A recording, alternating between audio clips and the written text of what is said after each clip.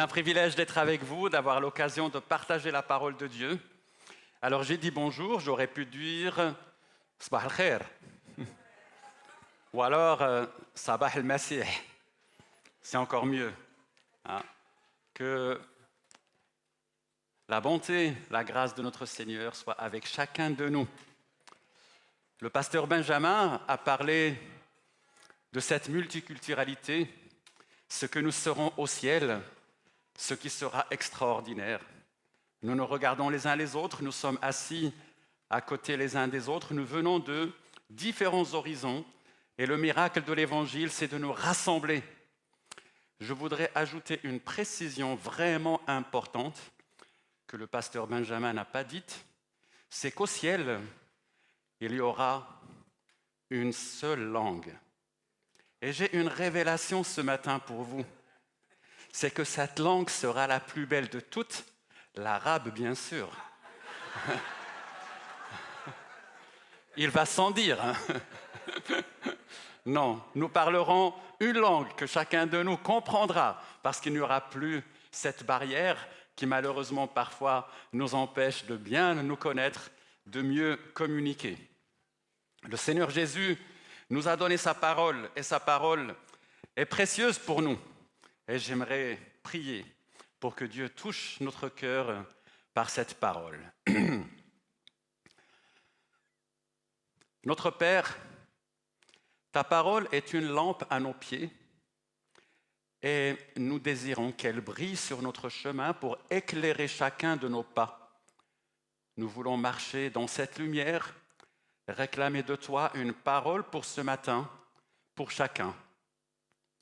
Fortifie nos cœurs, interviens par la puissance de ton esprit pour parler à chacun de nous, afin de nous remplir, Seigneur, d'assurance, de nous donner, Seigneur, de l'audace et une pleine confiance, parce que tu es le Père de grâce et d'amour. Béni sois-tu pour tout. Amen. Alors moi, je suis né au Maroc. J'ai grandi là-bas. Je suis venu pour faire mes études à l'université. J'étais musulman et lorsque je suis arrivé en France, le Seigneur, par le témoignage de chrétiens, m'a fait connaître sa grâce et le Sauveur Jésus-Christ. Quand j'étais au Maroc, je vivais à la campagne. C'était le vide. N'allez pas croire que c'était le désert, hein. Il n'y a pas que le désert au Maroc. Mais il y avait une maison et aux alentours, pas grand-chose. Il y avait une coutume dans notre famille, c'était que ma grand-mère, il fallait nécessairement l'appeler à manger. Et elle était à 100 de mètres de la maison. Mais entre la maison de papa, de maman, enfin de notre famille, et la maison de grand-mère, aucun lampadaire, aucune lumière. Et nous, enfants, à 6 ou 7 ans, il fallait qu'on sorte la nuit pour aller dire à grand-mère « Viens manger ». À 6 ou 7 ans, vous imaginez? Quand j'ouvrais la porte de notre maison et je la refermais derrière moi, en la refermant, j'avais l'impression que je faisais venir les ténèbres. Et je peux vous dire qu'un enfant de 6 ou 7 ans, dans les ténèbres noires, dans la nuit noire du Maroc, il a peur, il est effrayé. Alors je crois qu'à cette époque-là, Usain Bolt, vous le connaissez? Je l'aurais battu. Ah oui, la peur me donnait des ailes. Je courais comme un malade. Et vous savez, la nuit, vous avez l'impression que les pierres sont des loups, prêts à vous sauter dessus. Tout est dangereux, tout est menaçant. Et vous aspirez à quoi? À la lumière. Je courais le plus vite possible pour frapper sur la porte de grand-mère. Et quand la porte s'ouvrait, vous savez ce qui se passait? Ma peur s'évanouissait. La lumière chassait les ténèbres, mais en même temps, elle chassait ma peur et ma crainte. Mais en grandissant, j'ai compris quelque chose. C'est qu'il n'y a pas que l'obscurité de la nuit. Nous pouvons vivre en plein jour tout en étant dans les ténèbres nombreuses. Nous pouvons vivre en plein jour, mais connaître malheureusement les ténèbres de l'ignorance. Nous pouvons croire que nous sommes seuls dans ce monde, qu'il n'y a pas de Dieu, et ne pas le connaître et vivre loin de lui. Nous pouvons vivre en plein jour, mais connaître les ténèbres du péché. Oui, nous sommes remplis de haine, de jalousie, de cupidité, d'angoisse, de peur de l'autre, de querelle, d'orgueil. La liste est longue, hein? Il me faudrait toute la matinée pour faire l'énumération. Mais tout cela, appelez-le comme vous voulez, la Bible l'appelle péché. Mais ce péché a deux conséquences très graves. La plus grave, c'est qu'il nous sépare de Dieu. Il nous fait croire que Dieu est notre ennemi. Et la deuxième conséquence, c'est que le péché nous détruit. Nous ne nous en rendons pas compte. Mais pensez à vos relations détruites. C'est à cause de quoi? Le péché. Pensez à beaucoup de choses que vous regrettez. C'est à cause de quoi? Le péché. Donc nous pouvons vivre en plein jour tout en connaissant les ténèbres du péché. Nous pouvons aussi vivre en plein jour tout en connaissant les ténèbres de la peur elle-même. Oui, c'est vrai, nous pouvons avoir peur des autres, mais nous pouvons aussi avoir peur de la mort.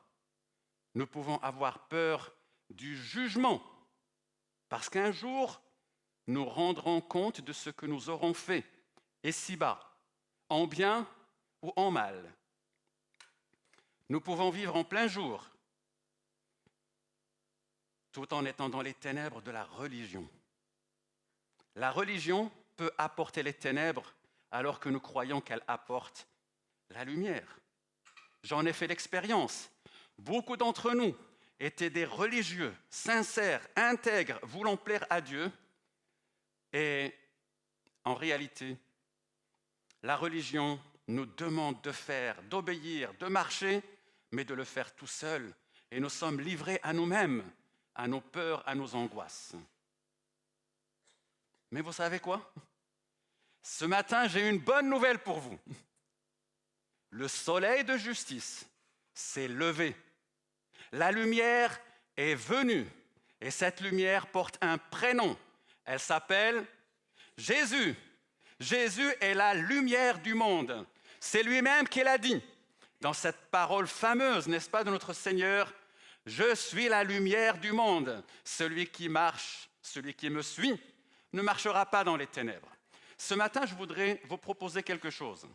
Chaque fois que je fais appel à la parole de Jésus, je suis la lumière du monde, vous allez répéter après moi, tous ensemble, Seigneur, je crois que tu es la lumière du monde. Nous faisons un test. Je suis la lumière du monde, a dit Jésus. Alors je vous invite à lire ce passage qui se trouve dans l'Évangile selon Jean. Vendredi, nous avons vu que Jésus est grâce et il a apporté la grâce. Hier, nous avons vu que Jésus est la vie et il nous a apporté la vie. Ce matin, nous nous arrêtons sur cette vérité. Jésus est la lumière et il éclaire les ténèbres de tous ceux qui veulent se laisser toucher par ses rayons parce qu'il est le soleil de justice. Jean chapitre 8.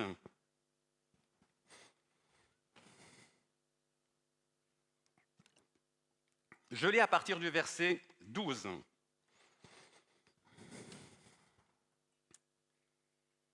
Jésus leur parla de nouveau et il dit, « Je suis la lumière du monde. » Ils ont déjà oublié.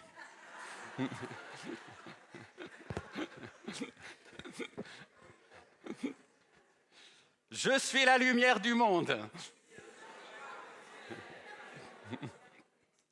Celui qui me suit ne marchera pas dans les ténèbres, mais il aura la lumière de la vie. » Là-dessus, les pharisiens lui dirent, « Tu rends témoignage de toi-même, ton témoignage n'est pas vrai. » Jésus leur répondit, « Même si je rends témoignage de moi-même, mon témoignage est vrai, car je sais d'où je suis venu et où je vais. Mais vous ne savez pas d'où je viens, ni où je vais. Vous jugez selon la chair. Moi, je ne juge personne. Et si je juge, mon jugement est vrai, car je ne suis pas seul, mais le Père qui m'a envoyé est avec moi. Il est écrit dans votre loi que le témoignage de 2 hommes est vrai. Je rends témoignage de moi-même, et le Père qui m'a envoyé rend témoignage de moi. » Ils lui dirent donc, « Où est ton Père ?» Jésus répondit, « Vous ne connaissez ni moi, ni mon Père. Si vous me connaissiez, vous connaîtriez aussi mon Père. » Jésus dit ces paroles enseignant dans le temple, au lieu où était le trésor, et personne ne le saisit parce que son heure n'était pas encore venue. Attention, Jésus a dit, « Je suis la lumière du monde. » Eh bien, nous croyons que Jésus est la véritable lumière, et c'est ce que je voudrais démontrer d'abord en premier lieu. Mais une fois que Jésus dit « Je suis la lumière du monde », il faut qu'il le prouve, n'est-ce pas? Et c'est ce qu'il va s'attacher à faire. Mais le plus merveilleux, c'est la conséquence de cette parole. Quand le Christ se déclare être la lumière du monde, il y a une conséquence double. Cette conséquence se traduit par une invitation. Celui qui me suit, c'est l'invitation qui nous lance, et une promesse. Il ne marchera pas dans les ténèbres, mais il aura la lumière de la vie. Donc, Jésus est la véritable lumière, Jésus prouve qu'il est la véritable lumière, et Jésus invite et promet que celui qui le suit aura la lumière de la vie. Jésus affirme donc qu'il est vraiment la véritable lumière. Je suis la lumière du monde. À la fin, vous allez vraiment tous entrer dans le... C'est une parole extrêmement profonde, et pour la comprendre, il est vraiment nécessaire de se rappeler dans quel contexte Jésus a fait cette déclaration. Si vous lisez l'Évangile selon Jean, vous allez voir que l'Évangile rapporte beaucoup de paroles de Jésus et des entretiens. Et parfois, ces entretiens avec le peuple d'Israël, avec les Juifs, durent tout un chapitre. Mais Jésus va avoir un entretien qui va durer 2 chapitres, le 7 et le 8. Parce que ces 2 chapitres nous rappellent que Jésus a fait un voyage de la Galilée pour se rendre à Jérusalem, pour participer à la fête des tabernacles. C'est une fête extrêmement importante pour le peuple d'Israël.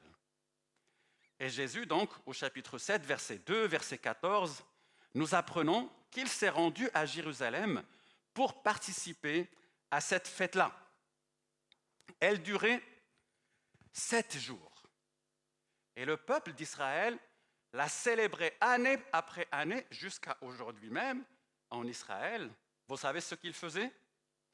Eh bien, pendant 7 jours, ils quittaient leur maison pour habiter dans des cabanes ou des tentes. Et ils le faisaient pour une raison toute particulière. C'était afin de se rappeler comment Dieu les avait conduits, ou plutôt avait conduit leurs pères, leurs ancêtres, dans le désert pendant 40 ans.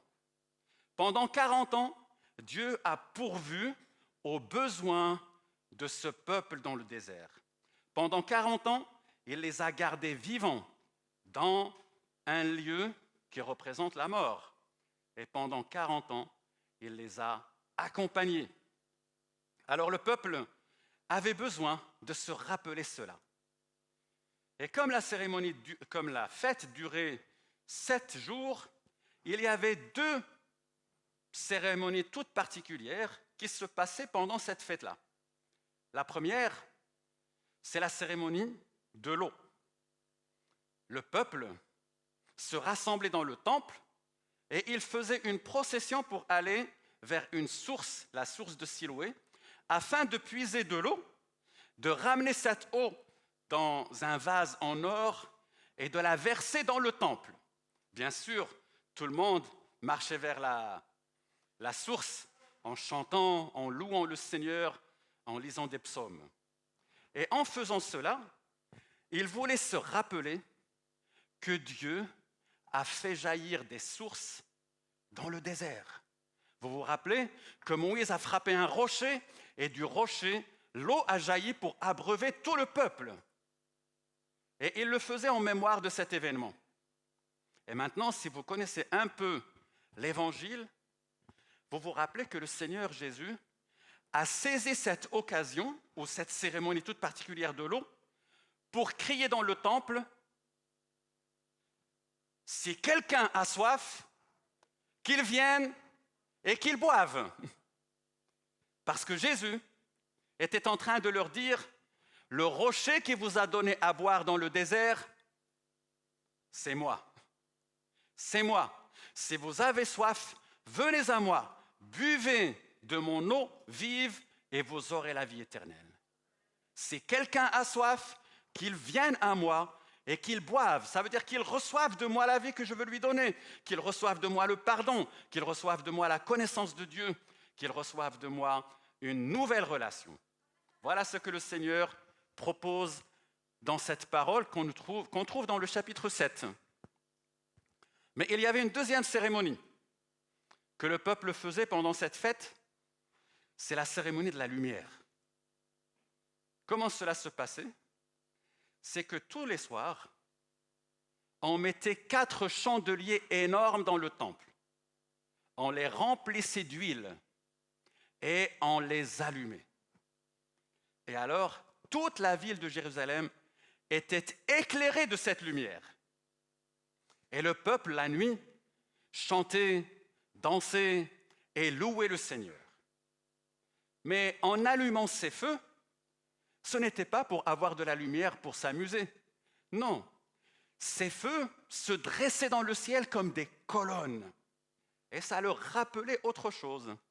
C'était afin qu'ils se souviennent que Dieu se manifestait au peuple dans le désert dans une colonne de feu. Et cette colonne marchait avec eux pendant le jour, c'était une nuée, et pendant la nuit, elle les suivait, elle les accompagnait, elle les guidait, elle leur donnait orientation afin qu'ils ne se perdent pas dans le désert, et c'était la colonne de feu. Imaginez maintenant des centaines de milliers rassemblés à Jérusalem pour célébrer ce moment. Et pendant qu'ils sont là, quelqu'un sort de la foule. « Écoutez, c'est Jésus. » Ils le savent. Ces paroles sont précieuses, alors tout le monde écoute. Et Jésus leur dit, « Je suis la lumière du monde. »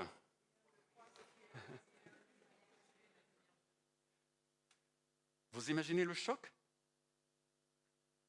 Imaginez cette foule croyante, fidèle, dans la parole lui dit, « Il n'y a qu'un seul qui soit la lumière, c'est Dieu, c'est l'Éternel. » Imaginez cette foule qui ne connaît qu'une seule chose ou une seule personne qui soit la lumière du monde, c'est le Messie. Mais voilà que Jésus leur dit, « Je suis la lumière du monde. » Vous imaginez le choc pour cette foule?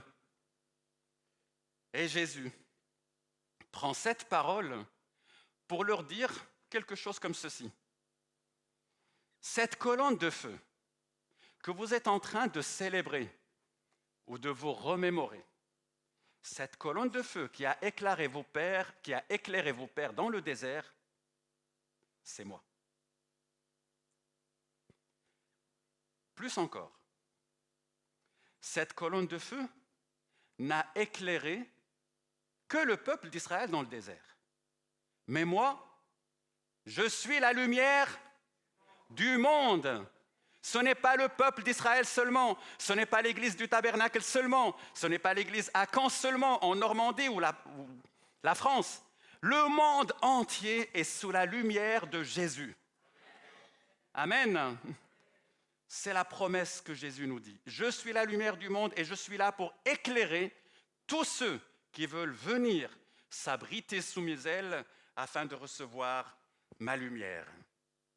Bien sûr, quand Jésus dit « Je suis la lumière du monde », les Juifs entendent ces paroles de l'Ancien Testament que je vous l'ai dit. Par exemple, cette parole qui dit « L'Éternel sera ta lumière pour toujours. Ton Dieu sera ta gloire. Ton soleil ne se couchera plus et ta lune ne disparaîtra plus, car l'Éternel sera ta lumière pour toujours. » C'était l'espérance du peuple d'Israël que l'Éternel soit leur lumière. Mais voilà qu'il est déjà venu en Jésus, qui se proclame être la lumière du peuple, mais au-delà, la lumière du monde entier. Cette parole choque vraiment. Et elle choque encore aujourd'hui.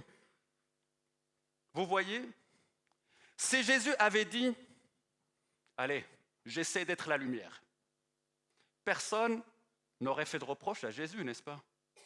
On pourrait dire, bon, c'est quelqu'un peut-être de prétentieux, d'ambitieux, mais va. Si Jésus avait dit, bon, j'essaie d'être une lumière, on aurait pu dire, d'accord, c'est un homme qui peut-être montre un peu d'humilité, mais en même temps peut-être un peu d'orgueil. Mais on lui pardonnerait, n'est-ce pas? Si Jésus avait dit « J'ai reçu la lumière », on ne lui ferait pas de reproche, n'est-ce pas? Beaucoup de personnes disent « J'ai reçu la lumière de Dieu ». On peut penser que ce sont des prophètes ou des sages et ainsi de suite. Mais Jésus ne dit pas cela, n'est-ce pas? Il dit « Je suis là ». Il n'y en a pas d'autre. Je suis la lumière du monde et il n'y en a pas d'autre que moi. Et ceux qui prétendent être lumière, comme Jésus, sont de faux prophètes, sont des charlatans, parce que Jésus est la seule lumière du monde. En disant « Je suis la lumière du monde », le Seigneur fait cette déclaration incroyable. Il est en train de dire qu'il est celui qui éclaire définitivement la vie humaine. Il est celui qui guide, il est celui qui sauve, il est celui qui chasse toutes nos ténèbres. Et tout cela, la Bible l'attribue à Dieu. Alors Jésus est en train de revendiquer être l'égal de Dieu. Et nous le croyons. Nous savons que Jésus est le Fils de Dieu, qu'il est venu du ciel afin que par lui, la lumière du ciel atteigne tous les hommes dans leurs ténèbres et les sauve de leurs ténèbres. Et si vous êtes comme moi, que vous avez confessé que Jésus n'est pas simplement un prophète ou un sage ou un grand homme ou un maître spirituel, mais si vous l'avez confessé comme le Fils de Dieu, alors vous savez dans votre cœur qu'il est le sauveur du monde et qu'il est votre sauveur personnel et que sa lumière remplit votre cœur avec une espérance que personne ne pourra vous arracher. Cette espérance, c'est d'être avec Dieu pour l'éternité, sous le soleil physique, mais un jour, il sera notre soleil dans ce royaume où nous serons tous réunis ensemble. Jésus est la lumière du monde. Alors maintenant, en faisant cette déclaration, nous pourrions dire, soit Jésus raconte n'importe quoi, soit il dit la vérité, n'est-ce pas? Et les gens qui l'ont entendu vont lui dire, c'est trop facile de le dire, n'est-ce pas? N'importe qui peut dire je suis la lumière du monde. Prouve-le-nous. Le verset 12, Jésus dit je suis la lumière du monde. Le verset 13, les pharisiens lui disent tu rends témoignage de toi-même, ton témoignage n'est pas vrai. Autrement dit, parle toujours, ce que tu dis ne concerne que toi. Et Jésus va prendre le temps de leur répondre et de leur prouver qu'il est la lumière du monde. Si nous croyons que Jésus est la lumière du monde, ce n'est pas par ignorance, ce n'est pas par superstition, c'est par une pleine conviction.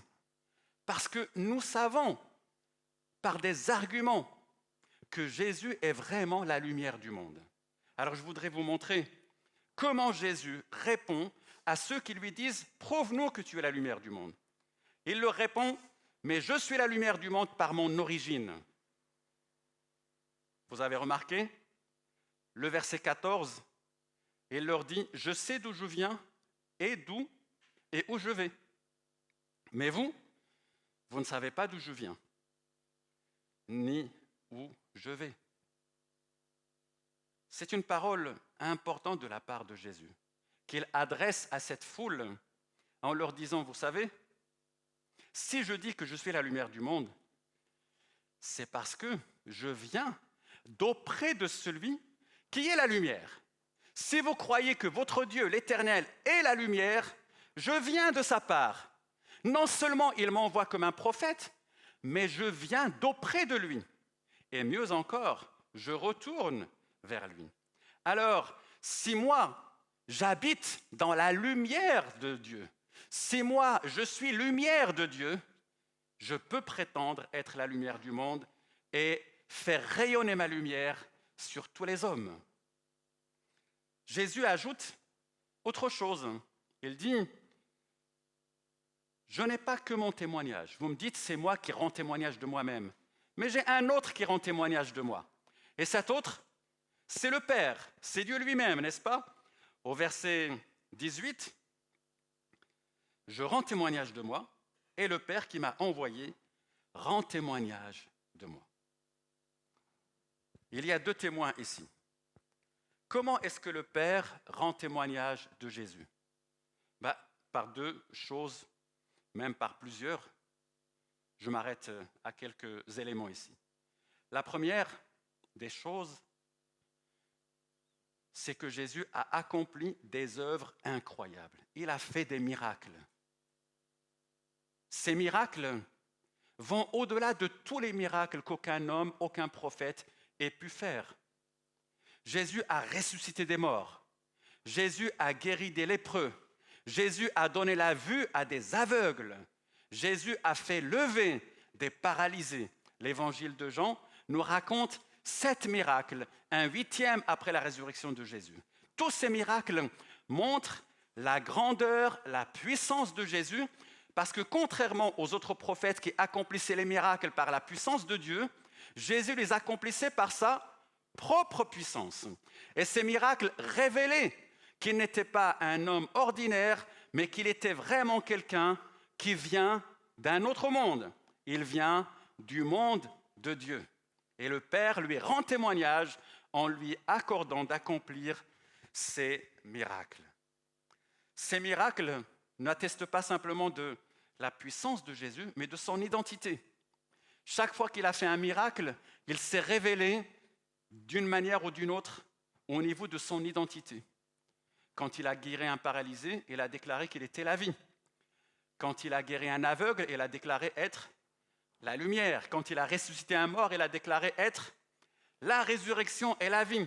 Aucun autre ne pourrait parler de cette façon-là. Seul Jésus était capable de le faire. Le Père rend témoignage aussi à Jésus par la sainteté parfaite qu'il a menée. Dans l'Évangile selon Jean, Jésus s'adresse aux hommes et il leur dit « Qui de vous peut me convaincre de péché ?» Aucun des hommes n'était capable de se lever pour lui dire « Tu as fait ceci ou cela de mal ». Jésus était parfait. Et bien sûr, il y a le témoignage des Écritures. Toute la Bible rend témoignage à Jésus. Quand j'étais musulman, je croyais que la Bible avait été falsifiée par les chrétiens. Mais une chose me cassait la tête.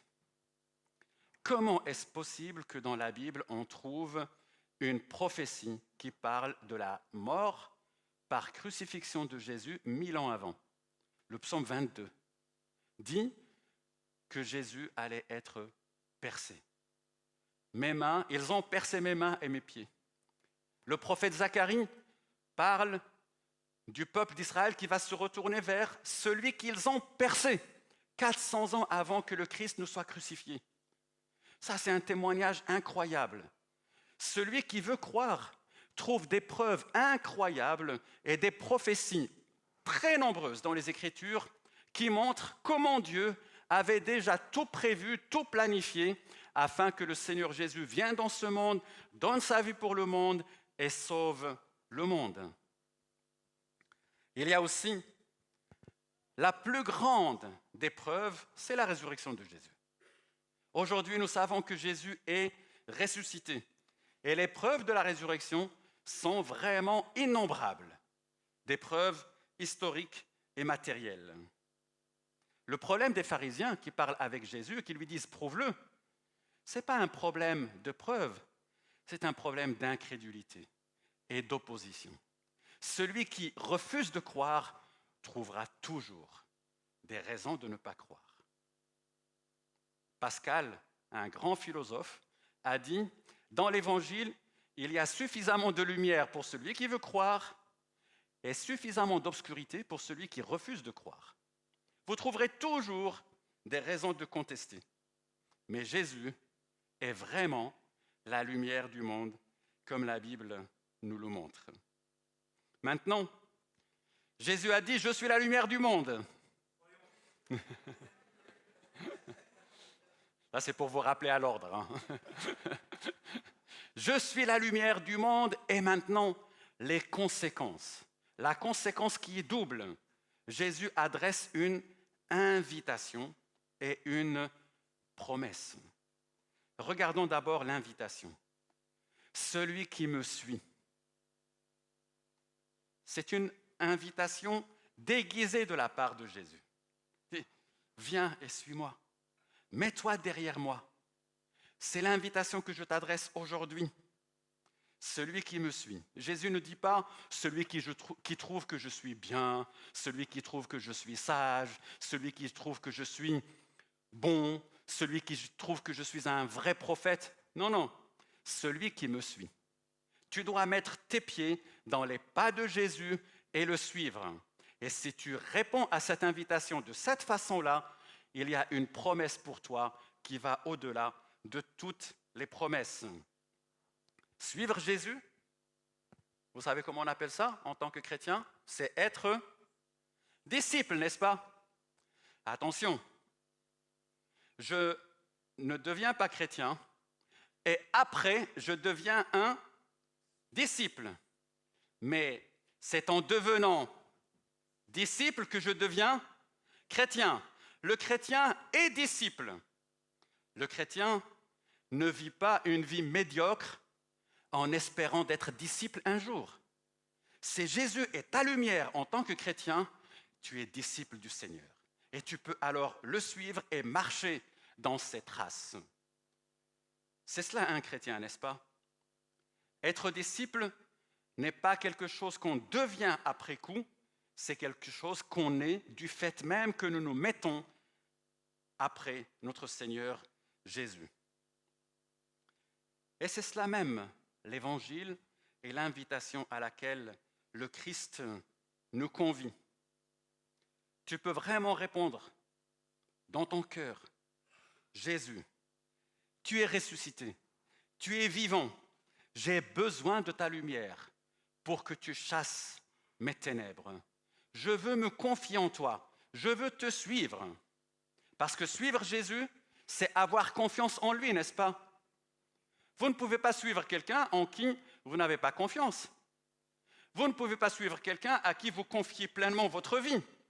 Vous trouvez que votre vie est la plus précieuse chose que vous possédez. Et je suis d'accord. Si nous perdons notre vie, malheur à nous. Alors, autant la confier à qui saura en prendre soin. Imaginez que vous êtes devant quelqu'un qui est sur un fil, c'est un funambule. Et il vous dit, tiens, viens, suis-moi. Qui de nous oserait se mettre derrière lui? Je crois qu'on aurait vraiment peur. Hein. Jésus te dit cela. Je vais prendre un chemin que tu ne connais pas. Mets-toi derrière moi. Marche après moi. Fais-moi confiance. Ne conteste pas et je te conduirai à bon port. Mais fais confiance. Si tu viens à Jésus en lui disant « Je veux placer ma confiance en toi. Je veux vraiment livrer ma vie qui m'est précieuse entre tes mains. Tu en prendras mieux soin que moi. » Alors Jésus éclairera ton chemin et tu ne marcheras plus dans les ténèbres. C'est la promesse qu'il fait à tous ceux qui répondent à son invitation. Celui qui me suit ne marchera pas dans les ténèbres, mais il aura la lumière de la vie. Mais mes frères et sœurs, mes amis, c'est quelque chose d'extraordinaire que de savoir que Jésus nous accompagne. Il ne marche pas simplement devant nous et nous le suivons. Il est à notre côté comme notre ami et il est derrière nous comme notre protecteur. Il nous environne de toutes parts et il veille sur nous. Et quand notre chemin devient obscur, sa lumière sera toujours là pour l'éclairer. Et si tu es croyant, sache que Jésus ne te fera jamais défaut. Il est ton compagnon. Et quand ta nuit ou tes circonstances font croire que tu es dans la nuit, il y a le soleil de la nuit qui se lève. Il s'appelle Jésus. Il éclairera ton chemin. Il veillera sur toi. Si aujourd'hui tu marches dans un chemin difficile et dur, tu n'es pas seul. Vous savez que la nuit est là pour que vous voyiez mieux encore les étoiles. N'est-ce pas? Pas de nuit, pas d'étoiles. Si tu es dans des souffrances, dans des difficultés, dans la douleur, ces épreuves-là t'aident à mieux voir l'étoile du matin. Jésus qui brille sur toi, qui se lève sur toi, qui te conduit. Et si tu n'as pas cette étoile, alors fais appel à Jésus en lui disant « Viens briller sur mon chemin et guide-moi pour que j'arrive à destination. » Le Seigneur Jésus, lorsque nous faisons confiance à sa vie, lorsque nous nous attachons à lui et que nous nous mettons à le suivre, il nous donne une nouvelle orientation, une nouvelle direction. Ça s'appelle la conversion, n'est-ce pas? Parce qu'avant, j'allais comme ça, et quand je rencontre le Seigneur, je change de direction. Je ne vis plus comme je vivais avant. Je vis comme un disciple qui suit le Christ, qui lui obéit, qui marche sur ses traces. Je reviens à ma vie au Maroc lorsque j'étais encore jeune. Nous vivions dans une maison, et les maisons au Maroc, vous avez un grand salon, on va dire, c'est cet espace-là, d'accord? Et les chambres sont distribuées sur les 4 murs. Dans notre maison, il y avait une poutre en plein milieu. En plein milieu de la salle. Quand on sortit de la chambre, la poutre était là au milieu. Sauf que là où j'ai grandi, il n'y avait pas d'électricité. Et des fois, on avait besoin d'aller aux toilettes. Alors moi, jeune, je me levais et je commençais à marcher. Mais il faisait vraiment nuit. C'était noir dans la maison. Alors je tâtonnais et la nuit, je savais que la poutre était là. Vous savez ce qui m'arrivait? Eh bien, en faisant la plus grande attention, je me prenais toujours la poutre. Parce que la nuit désoriente, n'est-ce pas? Vous marchez comme ça, mais en fait, vous êtes là. Et moi, j'étais sûr que la poutre, elle était là. Et je marchais, boum! Je me dis, mais c'est pas possible. J'avais besoin de la lumière pour marcher tout droit et éviter d'avoir une grosse bosse. Si vous ne voulez pas avoir de bosse dans la vie, cherchez la lumière. Appuyez sur l'interrupteur. C'est votre foi. C'est votre main tendue vers le Christ en disant « Seigneur Jésus, j'ai besoin que tu donnes orientation à ma vie. Je ne veux pas marcher en tâtonnant. je veux marcher à ta lumière. Alors que le Seigneur soit notre force et qu'il nous aide vraiment à marcher derrière lui et avec lui, sachant qu'il est toujours et qu'il sera toujours avec nous. Mais c'est vous, s'il y a l'un de vous qui n'a pas encore fait appel à Jésus, c'est aujourd'hui que tu peux le faire. Il y a des chrétiens qui disent « Je crois, Seigneur, que tu es la lumière du monde ». Alors je vais rappeler cette déclaration du Christ. Il y a des chrétiens qui vont dire après moi « Je crois, Seigneur, que tu es la lumière du monde ». Mais toi aussi, tu peux le dire. Si tu ne l'as jamais fait, c'est maintenant l'occasion. Jésus a dit « Je suis la lumière du monde ».